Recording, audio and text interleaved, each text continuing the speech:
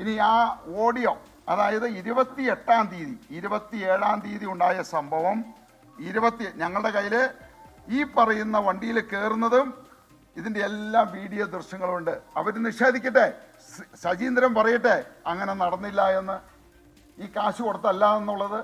ഈ പറയുന്ന വ്യക്തികൾ, അതായത് അനീവൻ കുന്നത്ത് പറയട്ടെ, പ്രസിഡന്റാണ്. അപ്പോൾ ഒരു ബാങ്കിനെ വിൽക്കുകയാണ് ചെയ്യുന്നത്. സഹകരണ ബാങ്കിന് ആളുകൾക്ക് നോട്ടീസ് അയക്കുക, അത് കഴിഞ്ഞ് അവിടെ ഭീഷണിപ്പെടുത്തുക, ജപ്തി നടപടി എന്ന് വരിക, അത് കഴിഞ്ഞ് അത് സെറ്റിലാക്കിയിട്ട് ജനങ്ങൾ തിരഞ്ഞെടുത്ത ഒരു ജനപ്രതിനിധിയെ 20 ലക്ഷം കൊടുത്ത് മേടിച്ചിരിക്കുന്നു. അങ്ങനെയാണോ തെരഞ്ഞെടുപ്പ് ജയിക്കേണ്ടത്? ഇനി അല്ലെങ്കിൽ ശശീന്ദ്രൻ പറയട്ടെ ഈ സംഭവം ഉണ്ടായില്ല എന്നുള്ളത്, അപ്പം ഞാൻ തെളിവ് തരാം.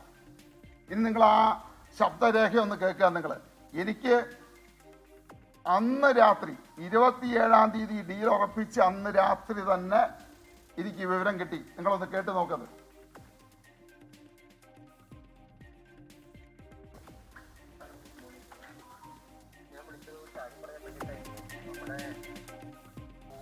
പഞ്ചായത്ത് പ്രസിഡന്റ് 2 ദിവസത്തിനുള്ളിൽ രാജിവെക്കുമെന്നാണ് പറയുന്നത്.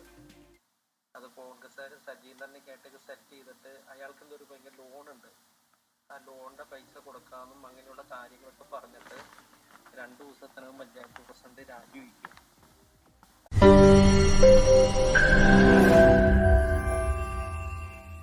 ലോകത്തെവിടെയായാലും ഏത് സമയത്തും 24 വാർത്തകളും ഓഗ്മെന്റഡ് റിയാലിറ്റി പാക്കേജുകളും എക്സ്പ്ലെയിനറുകളും വിശദമായി കാണാൻ ഞങ്ങളുടെ യൂട്യൂബ് ചാനൽ നിങ്ങൾക്ക് സബ്സ്ക്രൈബ് ചെയ്യാം.